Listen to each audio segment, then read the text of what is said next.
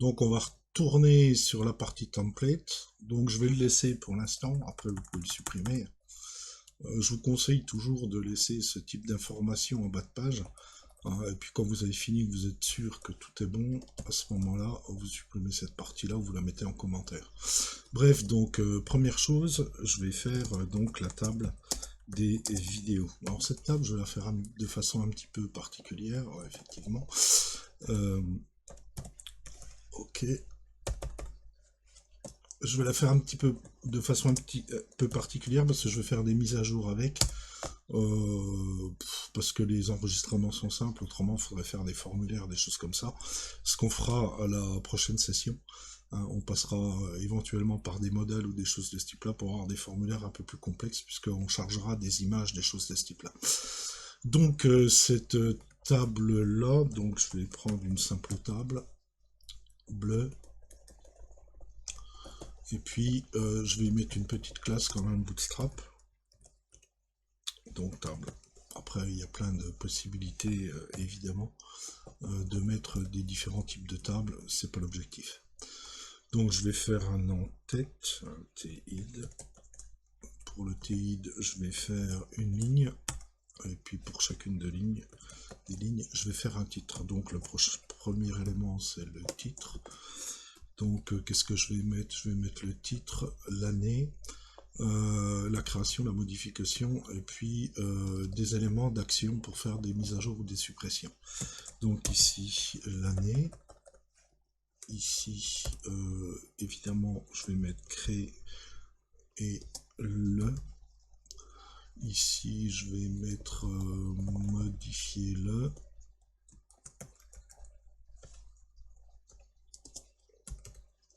Ouais, modifier le. Et puis ici, comme je le disais, je vais mettre mes actions pour chacune des lignes pour des pictos de modification et suppression. Ok. Donc ensuite, je vais faire le corps de la table. Donc un tbody, même principe, un tr. Et puis ici, ben, je vais faire mes TD. Alors le TR, je vais le répéter autant de fois que j'ai d'éléments dans ma liste de films. Donc je vais faire un V4 égale, je vais appeler ça item, j'aurais pu appeler ça film pour changer un peu. In list film. Ok. La clé, ben, comme j'ai des identifiants, je vais prendre le ID du film. Donc il va s'appeler à ce moment-là item.id. Ok. Et puis je vais répéter mes TD autant de fois, évidemment, que j'ai de films dans mon élément. Le premier, ben, je vais faire un champ input, comme je vous l'ai dit, ça va me permettre de faire des mises à jour. Donc c'est un type texte, bon je suis pas obligé de le mettre, hein, c'est le type par défaut. Un vmodel, et puis le vmodel, ben, évidemment, ce sera l'item sur lequel je suis. Et donc, comme la première colonne c'est le titre, ce sera le titre de mon film. Et je vais faire la même chose pour évidemment l'année qui cette fois-ci sera un type number. On pourrait mettre des éléments hein, pour saisir des années à partir d'une certaine date, vérifier que le format soit sur 4 positions, etc., etc.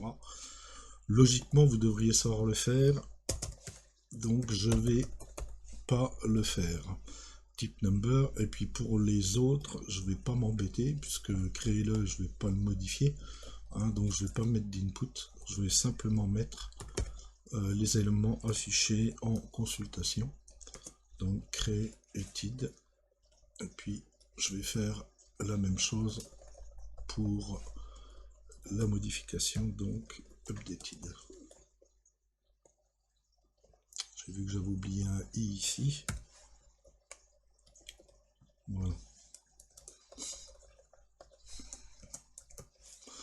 Ok.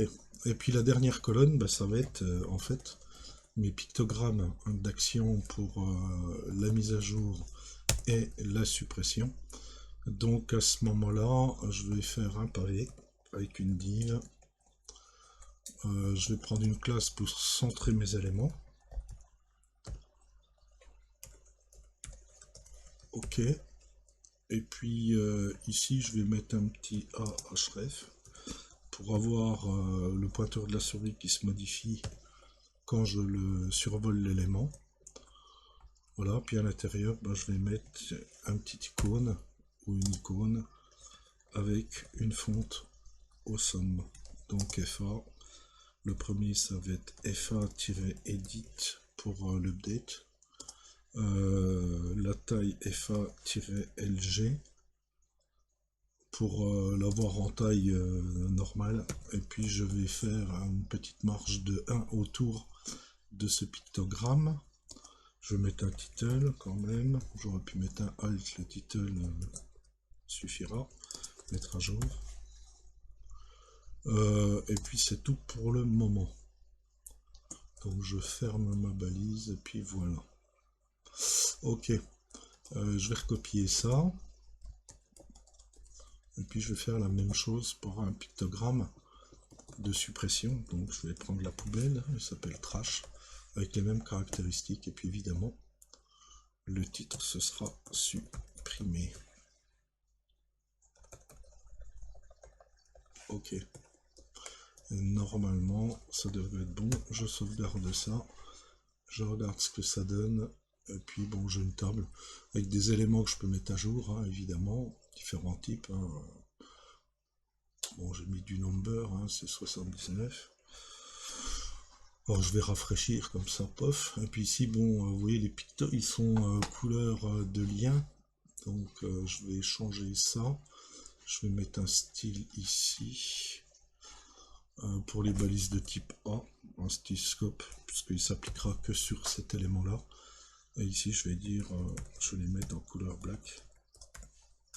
Voilà, un point virgule. Et ça devrait être bon. Ok.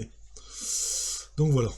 Et puis vous voyez le survol avec le A, ça permet de montrer qu'il y a quelque chose à faire, évidemment. Alors bon, je peux modifier et supprimer un élément. On va l'implémenter. Par contre, je voudrais en créer un. Donc pour ça, il me faudra un formulaire. Alors je vais faire un formulaire inline en une seule ligne au-dessus pour pouvoir faire la création pour l'instant. Ce sera plus simple. Donc je vais remonter ici et puis je vais me mettre là. Et je vais créer donc en fait mon formulaire en ligne. Donc je vais utiliser une balise forme classique. Comme ça j'aurai les messages, comment dirais-je, HTML si les champs sont obligatoires. Je vais utiliser une classe Bootstrap, donc un input group. Et puis MB3 pour avoir une marge bottom de 3 en dessous pour pas qu'il soit collé au tableau en dessous. Et puis voilà, donc mon formulaire ici. Ensuite, je vais utiliser des boutons pour faire des choses. Le premier bouton, je vais mettre une classe pour avoir un bouton noir, donc BTN, BTN-dark. Ok. Et puis à l'intérieur du bouton, je vais mettre un texte en gras. Création d'une vidéo. Ok.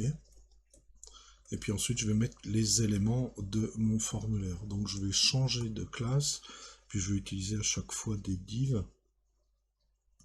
Donc une première div. Je vais changer de classe, comme je vous le disais. Je vais toujours mettre des boutons. Hein.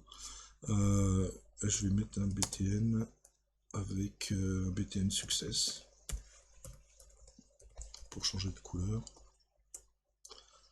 Et puis ici, toujours pareil, avec en gras le titre. 2 points avec un espace. Et puis après, toc. Je vais mettre mon champ de saisie, donc un input. Donc je vais prendre la classe form-control. Je vais mettre un placeholder.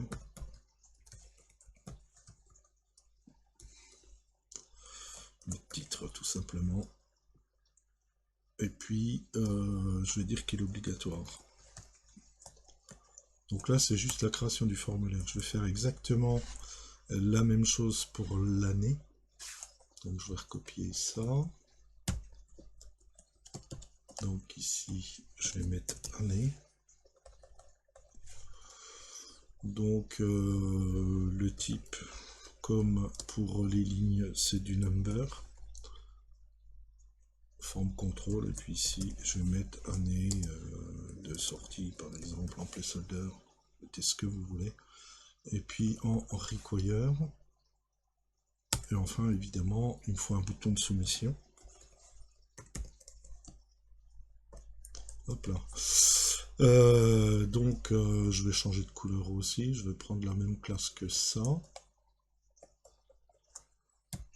Après, vous faites comme vous voulez. Je le mets en dark pour bien le, comment dirais-je, le détacher des autres. Je dis que c'est un type submit puisque j'ai pris une police forme.